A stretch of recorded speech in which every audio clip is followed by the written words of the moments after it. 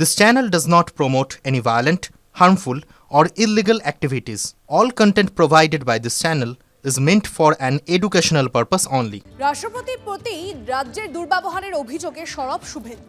রাজ্যপালের সঙ্গে দেখা করে অভিযোগ জানালেন বিরোধী দলনেতা। রাষ্ট্রপতির অনুষ্ঠানে কেন সিভিক ভলান্টিয়ার, প্রশ্ন শুভেন্দু। ডিজি মুখ্য সচিবের বিরুদ্ধে ব্যবস্থা নিতে অনুরোধ শুভেন্দু অধিকারীর। UEM Jaipur is a perfect target for prospective students aspiring for good jobs, good education with future-ready skills. রাষ্ট্রপতিকে কোনো অসম্মান করা হয়নি, পাল্টা দাবি কুণালের। রাষ্ট্রপতিকে দিয়ে রাজনীতি করাতে গিয়েছিল বিজেপি, শুভেন্দুকে পাল্টা তৃণমূলের রাজ্য সাধারণ সম্পাদকের।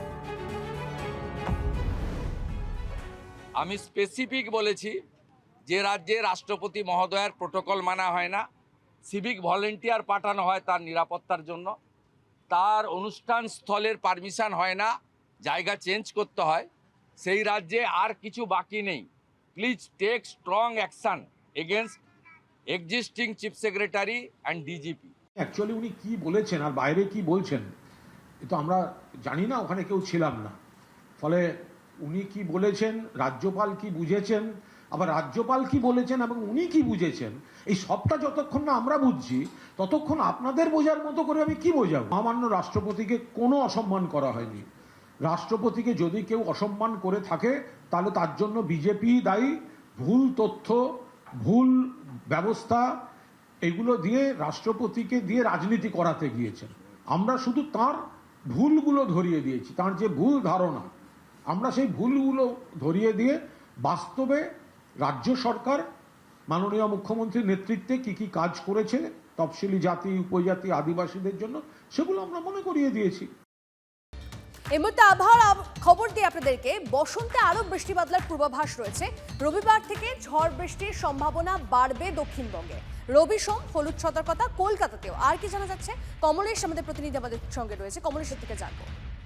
দেখো, একটা পশ্চিমী অক্ষরেখা সক্রিয় রয়েছে, তার প্রভাবে সমুদ্র থেকে নিয়মিত জলীয় বাষ্প ঢুকছে। উত্তরবঙ্গে ভারী বৃষ্টি হয়েছে এবং উত্তরবঙ্গে এই বৃষ্টিপাত আগামী 7 দিন চলবে। সোমবার দিন উত্তরবঙ্গের দার্জিলিং, জলপাইগুড়ি, কালিম্পং এই জেলাগুলোতে, আলিপুরদুয়ার, কোচবিহার এই জেলাগুলোতে ভারী বৃষ্টির সতর্কতা আবার দেওয়া হয়েছে। দক্ষিণবঙ্গে আজকেও বিক্ষিপ্ত বৃষ্টি হতে পারে, মূলত পশ্চিমের দিকে।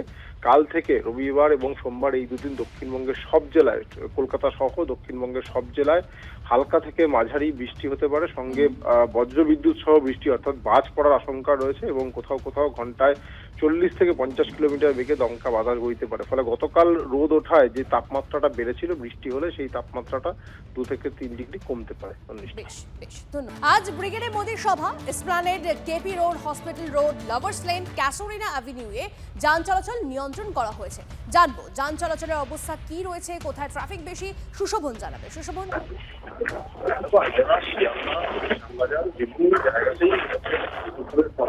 সুশোভন তোমার কথা স্পষ্ট করে শোনা যাচ্ছে না, একটু যদি স্থান বদল করে কথা বলা যায়।